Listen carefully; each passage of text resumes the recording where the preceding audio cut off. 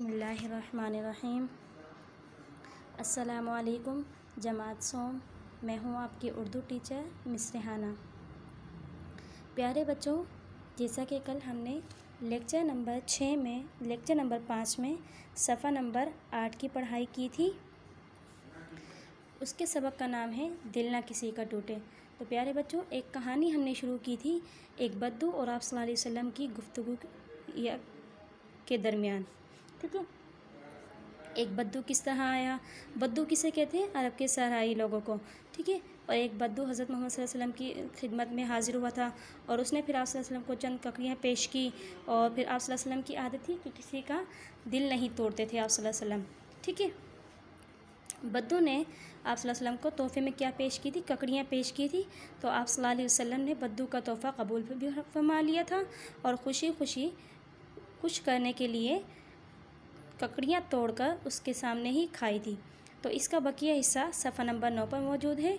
आइए पढ़ना शुरू करते हैं। तमाम तलबा सफ़ा नंबर 9 खोल लीजिए। इसके बाद हुज़ूर पाक सल्लल्लाहु अलैहि वसल्लम ने एक और ककड़ी खाई, फिर एक और खाई, यहाँ तक कि सारी खा ली। हुज़ूर सल्लल्लाहु अलैहि वसल्लम की ये भी आदत थी कि जब खाने की कोई चीज़ तोहफ़े के तौर पर आती तो उसे पास बैठे सब लोगों में तकसीम फरमा दिया करते थे। यानी आप सल्लल्लाहु अलैहि वसल्लम की हमेशा ये आदत थी कि जब भी कोई तोहफ़े के तौर पर कोई चीज़ आती तो आप सल्लल्लाहु अलैहि वसल्लम जो करीब बैठे हुए लोग थे उनमें बाँट दिया करते थे, तकसीम फरमा दिया करते थे। लेकिन आज इस तरीके के ख़िलाफ़ हुआ था, यानी आज ऐसा कुछ नहीं था। सहाबा कराम भी हैरान थे कि आज क्या वजह है जो आप सल्लल्लाहु अलैहि वसल्लम ने हम लोगों को हिस्सा ही नहीं दिया। प्यारे बच्चों, अच्छी ज़िंदगी गुजारने के लिए ये बात बहुत ज़रूरी है कि अगर किसी के बारे में कोई ऐसा ख़याल दिल में आए जिसकी कोई वजह समझ में ना आ रही हो तो उस शख्स से इसके मुतालिक पूछ लिया जाए। ऐसा करने से बदगुमानी दूर हो जाती है। हमारे प्यारे नबी सल्लल्लाहु अलैहि वसल्लम के सहाबा कराम इस बात पर पूरी तरह से अमल करते थे। आखिर एक सहाबी ने आप सल्लल्लाहु अलैहि वसल्लम से पूछ ही लिया। प्यारे बच्चों, इसमें बताया गया है कि हुज़ूर पाक सल्लल्लाहु अलैहि वसल्लम की आदत थी कि हमेशा पास बैठे हुए तमाम लोगों को तकसीम करके चीज़ खाया करते थे। यानी तोहफ़े के तौर पर जो भी चीज़ आती थी वो तकसीम फरमा दिया करते थे, बाँट दिया करते थे। लेकिन आज ऐसा कुछ नहीं हुआ, यानी आप सल्लल्लाहु अलैहि वसल्लम ने किसी सहाबी को कोई हिस्सा नहीं दिया।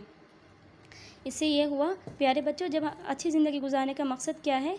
अच्छी ज़िंदगी गुजारने के लिए ये बात बहुत ज़रूरी है कि जब हमारे दिल में किसी के मुताल्लिक या किसी के बारे में कोई गलत बयानी आ जाए या दिल में कोई गलत ख़याल आ जाए तो उससे पूछ लेना चाहिए कि आपने ये बात ऐसी कही या ये बात इस तरह है या नहीं।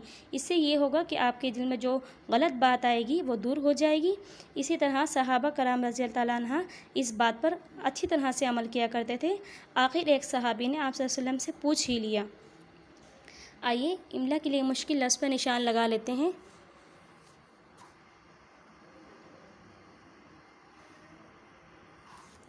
हुज़ूर, बैठे, तरीक़े, अच्छी, ज़रूरी, बदगुमानी, पूछ। एक बार फिर लगाइए। हुज़ूर, बैठे, तरीक़े, अच्छी, ज़रूरी, बदगुमानी, पूछ। प्यारे बच्चों, मुश्किल लफ्ज़ लगवाने का मकसद ये है कि आपको उर्दू बेहतर से बेहतर तरीके से लिखना आ जाए और पढ़ना आ जाए। अब आप इस सबक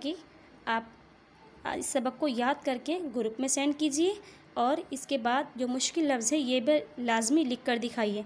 ठीक है, उम्मीद है प्यारे बच्चों आज का ये लेक्चर आपको अच्छे से समझ आ चुका होगा। शुक्रिया।